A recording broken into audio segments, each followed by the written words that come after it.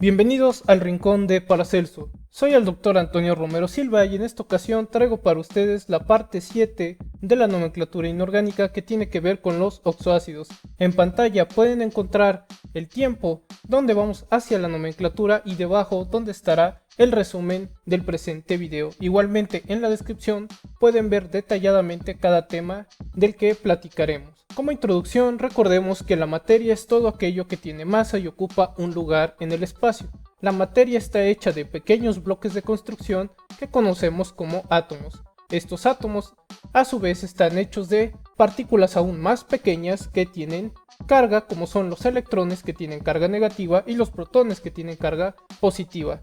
Igualmente hay partículas sin carga que son los neutrones.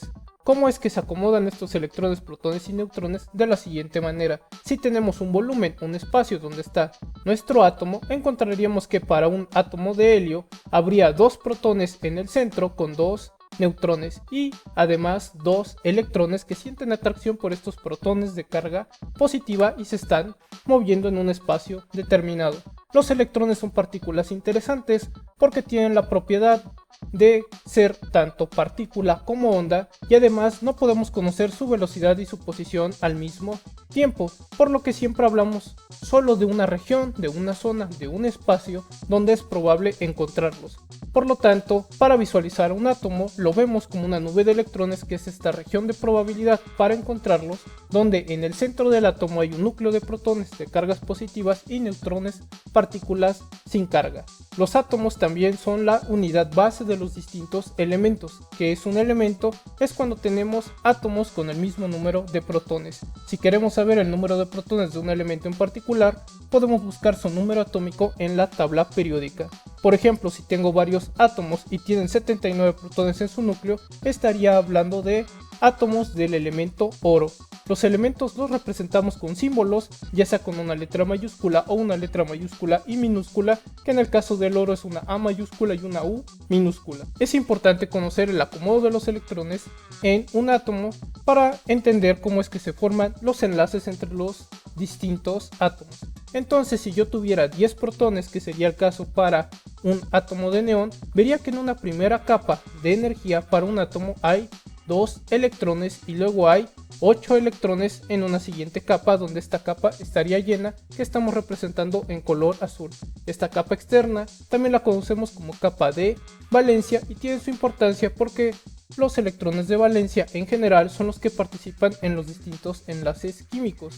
Entonces, en este diagrama de electrones por capa podemos ver sus electrones internos y externos.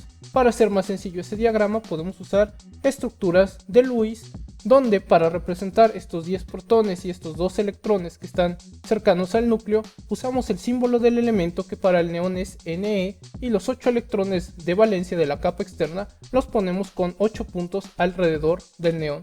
Por lo tanto, en la estructura de Lewis estamos representando el arreglo de los electrones de valencia, ya sea de un átomo o de una molécula. Al combinarse los distintos átomos encontraríamos el enlace químico, que es la fuerza de atracción duradera entre átomos, iones o moléculas que da paso a los compuestos químicos. Cuando hablamos de compuestos nos referimos a que dos o más átomos de distintos elementos se han unido. Un ejemplo de enlace químico sería cuando el sodio le transfiere un electrón al cloro. El sodio tiene un electrón de valencia, por eso solo aparece un punto, mientras que en el cloro tenemos 7 electrones de valencia. El sodio, al cederle un electrón al cloro, al perder un electrón quedaría con carga positiva, y al ganar un electrón el cloro tendría una carga negativa. Cuando encontremos una situación así, que es cuando un átomo transfiere un electrón a otro átomo o varios electrones, hablamos de la presencia de un enlace iónico. Si nosotros vemos que hay un par de electrones que se comparte, que se representa con una línea, como para estos átomos de hidrógeno, hablamos de un enlace covalente no polar, porque se comparte nuevamente de forma equitativa el par de electrones.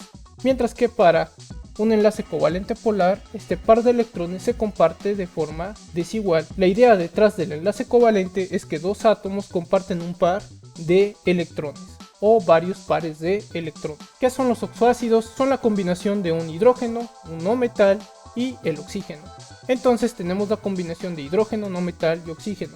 Donde se encuentran los no metales serían los que encontramos coloreados con rojo, donde he resaltado en turquesa al hidrógeno y al oxígeno porque estarán presentes en todos los oxoácidos. Ejemplos de los oxoácidos serían, por ejemplo, el ácido sulfúrico y el ácido nítrico. Otros nombres para el ácido sulfúrico sería tetraoxosulfato 6 de hidrógeno o ácido tetraoxosulfúrico, mientras que para el ácido nítrico encontraríamos que otros de sus nombres son trioxonitrato 5 de hidrógeno o ácido trioxonítrico 5. ¿Cuál es el enlace que predomina para los oxoácidos? Sería el enlace covalente cuando hay pares de electrones compartidos. Entonces, si yo viera a los hidrógenos, recuerdo que tienen un electrón de valencia. Después que el carbono tiene 4 electrones de valencia y que los oxígenos tienen 6 electrones de valencia. Si yo acomodo estos átomos para dar paso a un compuesto, encontraría al ácido carbónico, donde remarco con estos elipses punteadas los distintos enlaces que se formarían. Siempre que hay un par de electrones formaríamos un enlace, entonces al final obtendría la siguiente estructura donde el carbono tiene un doble enlace con un oxígeno y tiene enlaces sencillos con otros oxígenos, y a su vez estos oxígenos tienen enlaces sencillos con los hidrógenos, por lo que podemos ver presencia de enlaces en hidrógeno, oxígeno y carbono para el ácido carbónico.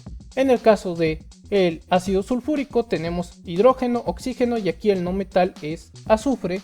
Y en el caso del ácido nítrico tenemos que hay oxígenos, el hidrógeno y en este caso el no metal sería el nitrógeno. ¿Cómo es que se forman los oxoácidos? Como mencioné, al compartir pares de electrones. Entonces, si tomo nuevamente al ácido nítrico, podría encontrar que esta sería una probable distribución de sus electrones para formar sus enlaces, donde remarco nuevamente en amarillo estos enlaces que formarían el nitrógeno, el oxígeno y el hidrógeno en el ácido nítrico, y hay presencia entonces de enlaces en hidrógeno, oxígeno y nitrógeno en el caso del ácido nítrico. Si pasamos al ácido sulfúrico, aquí estarían los enlaces que están remarcados en amarillos y podemos notar que hay presencia de enlaces en hidrógeno, oxígeno y azufre. En el caso de tener al ácido periódico, encontraría todos estos enlaces. Cada vez que yo encuentre un par, les recuerdo, es porque ahí hay un enlace en estos pares de electrones. Igualmente pueden observar que hay pares de electrones que no participan en el enlace. Estos electrones se les conoce como electrones no compartidos. Si vemos sus estructuras en una representación de esferas y varillas, estas serían para el ácido nítrico, el ácido sulfúrico y el ácido periódico.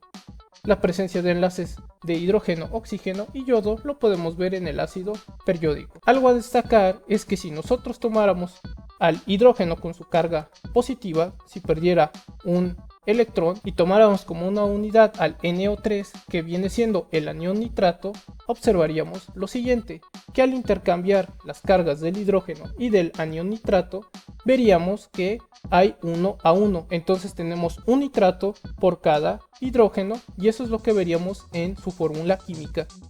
Las fórmulas químicas nos ayudan a saber qué elementos tenemos y cuántos átomos de cada elemento hay en un compuesto en particular.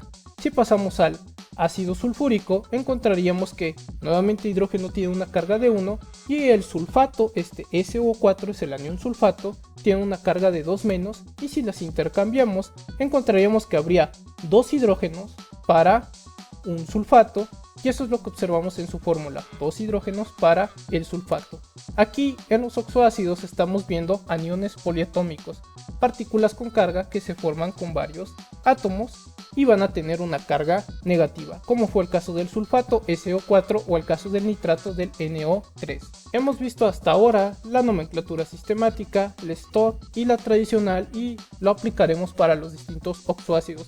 Lo relevante en la nomenclatura sistemática es el uso de prefijos para indicarnos la cantidad de átomos de algún elemento en nuestro compuesto, como son mono, di, tri, tetra, etc. Para la nomenclatura stock hemos visto que aparecen unos paréntesis al final, donde dentro del paréntesis está el número de oxidación para un elemento en específico. En el caso de los oxiácidos sería para el del no metal, y que en la nomenclatura tradicional, dependiendo de la cantidad y de qué estado de oxidación manejemos, se usan prefijos y sufijos distintos para nombrar a nuestros compuestos. Tomando en cuenta la nomenclatura sistemática, Para nombrar un oxoácido necesitamos hacer lo siguiente: usar un prefijo para indicarnos la cantidad de oxígenos que va a haber. Para hablar del oxígeno se utiliza la palabra oxo.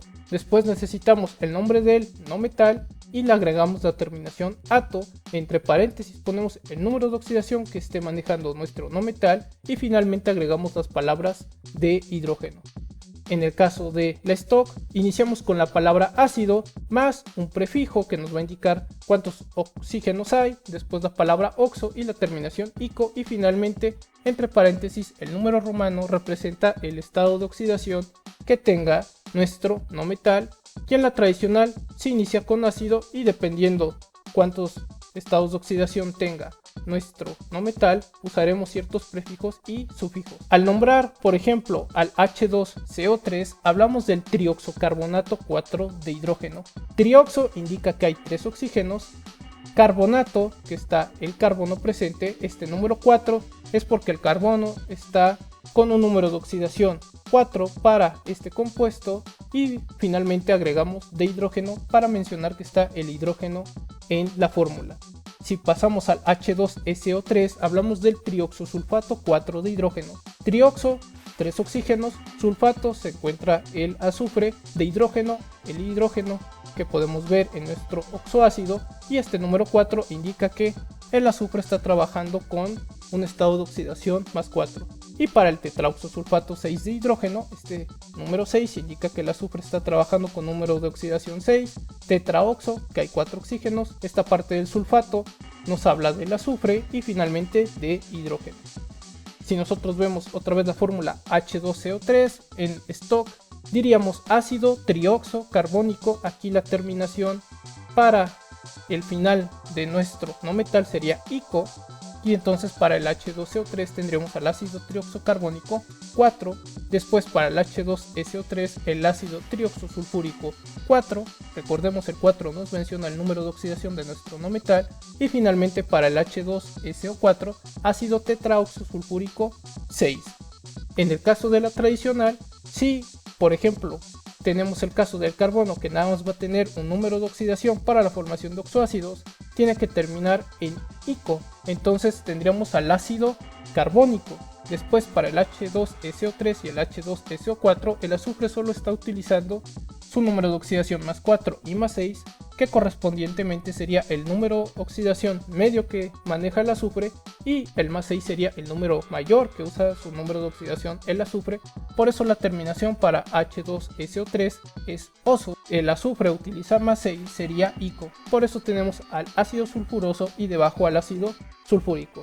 La nomenclatura, recordemos, tiene como propósito que nos dé la referencia a los elementos que tengamos en un compuesto, cuáles elementos son y cuántos átomos de cada elemento están presentes. Hay unas reglas adicionales para la nomenclatura tradicional que veremos a continuación. En los casos que hay 3 números de oxidación y 4 números de oxidación. Si hay 3 números de oxidación, necesitamos hacer lo siguiente. Si encontramos, por ejemplo, que el nitrógeno está usando su número de oxidación más 2, entonces está ocupando el más pequeño, entonces tendríamos el número de oxidación menor. Aquí necesitamos agregar el prefijo hipo y la terminación oso. Entonces, al hacer el oxoácido, que tendría la fórmula H2N2O2, hablamos del ácido hiponitroso.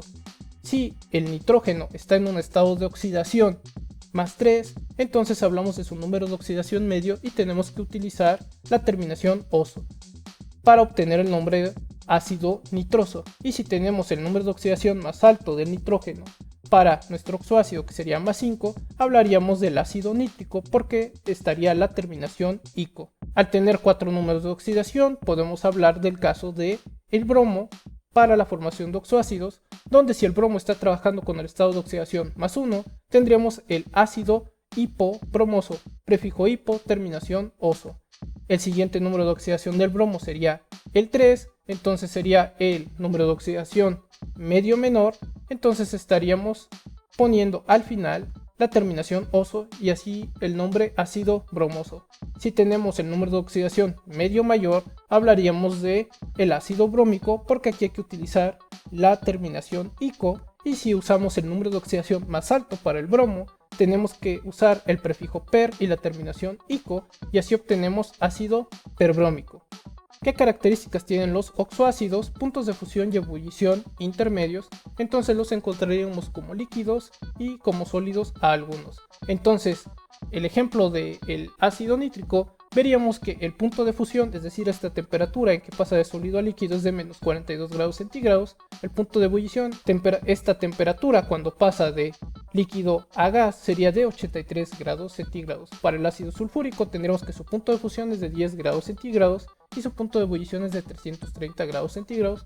Mientras que para el ácido periódico encontremos que su punto de fusión es de 128.5 grados centígrados, entonces el ácido periódico lo encontraríamos como un sólido a temperatura ambiente. Los oxoácidos, como lo indica ahí el nombre, son ácidos, sustancias que pueden donar iones hidrógeno.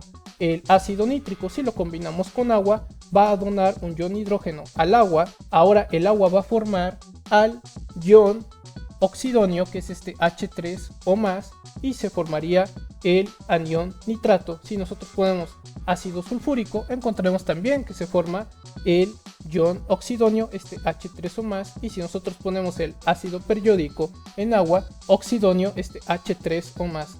Al ver esta especie de H3 o más, nos está indicando que efectivamente nuestro oxoácido le donó un ion hidrógeno al agua. Entonces, al haber donado un ion hidrógeno, estamos hablando del ácido.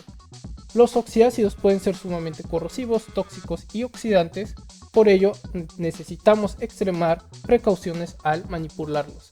Los encontramos como líquidos y como sólidos. El ácido nítrico generalmente lo podemos encontrar como un líquido amarillo y el ácido periódico como cristales incoloros, entonces están en forma sólida. ¿Qué aplicaciones tienen los oxoácidos? Como fertilizantes y como explosivos. Entonces los oxiácidos son combinación de un hidrógeno, no metal y oxígeno. Para un oxiácido, entonces nuevamente hidrógeno, no metal y oxígeno. ¿Qué enlace vamos a encontrar? Para los oxoácidos, enlaces covalentes, entonces estaríamos viendo que se comparten pares de electrones. Son tres nomenclaturas las que revisamos: sistemática, stock y tradicional. En la sistemática nosotros estamos indicando la cantidad de átomos que hay de cada elemento usando distintos prefijos. En la stock observamos que hay la aparición de unos paréntesis que indican el número de oxidación en números romanos, y en la tradicional se manejan prefijos y sufijos, es decir, ponemos palabras antes de alguna palabra base y sufijos serían las terminaciones para indicar el nombre que tendría nuestro compuesto. Entonces, específicamente para la sistemática vamos a utilizar un prefijo más la palabra oxo para indicar la cantidad de oxígenos que tenemos, después el nombre del no metal con la terminación ato, después entre paréntesis vamos a poner el número de oxidación del no metal y finalmente agregamos de hidrógeno. Al hacer los ejemplos para estos compuestos encontraríamos que el primero, HClO, sería oxoclorato 1 de hidrógeno, oxo porque solo hay un oxígeno, clorato hace referencia al cloro de hidrógeno porque tenemos al hidrógeno. Este número 1 indica que el cloro está usando un estado de oxidación 1. Al continuar tenemos el HClO2, hablamos del dioxoclorato 3 de hidrógeno, dioxo 2 hidrógenos. Y este 3 nos indica que el cloro tiene un número de oxidación 3. HClO3, trioxoclorato de hidrógeno, trioxo porque hay 3 oxígenos. Y para el último tendríamos al tetraoxoclorato 7 de hidrógeno, tetra indicando los 4 oxígenos. Y este número 7 nos estaría indicando que el cloro está usando un estado de oxidación 7. Al pasar al stock necesitamos usar la palabra ácido más un prefijo para indicar cuántos oxígenos tenemos, la palabra oxo, el nombre del no metal con la terminación ico, más el número de oxidación que estará representado por un número romano. Entonces el HClO sería ácido oxoclórico, indicándonos que hay un oxígeno y que el cloro tiene un estado de oxidación 1. Ácido dioxoclórico tendríamos 2 oxígenos y el estado de oxidación de cloro es 3. Ácido trioxoclórico, 3 oxígenos, estado de oxidación de cloro 5. Ácido tetraoxoclórico, 4 oxígenos y estado de oxidación de cloro 7. En la nomenclatura tradicional necesitamos ver cuántos números de oxidación tenemos y dependiendo los números de oxidación vamos a tener distintas terminaciones. Como el cloro está usando 4 números de oxidación, usamos las reglas que están en la caja de la extrema derecha. Todos los compuestos en la tradicional comenzarían con la palabra ácido y como el cloro está usando +1 en el primer compuesto, sería su número de oxidación más pequeño, necesitamos el prefijo hipo y la terminación oso para obtener ácido hipocloroso. El siguiente número de oxidación necesita la terminación oso solamente y hablaríamos del ácido cloroso. Al continuar con los números de oxidación, la terminación es ico y tenemos al ácido clórico, y finalmente, al utilizar el número de oxidación mayor para el cloro, tendríamos el prefijo per y el sufijo ico, entonces primero ponemos per y al final de la palabra ico, y así obtendríamos al ácido perclórico. Esto sería todo para nombrar a los oxoácidos. Les agradezco por visitar el rincón de Paracelso. Si tienen dudas o preguntas, por favor háganmelo saber en la caja de comentarios. Yo he sido el Dr. Antonio Romero Silva. Hasta la próxima.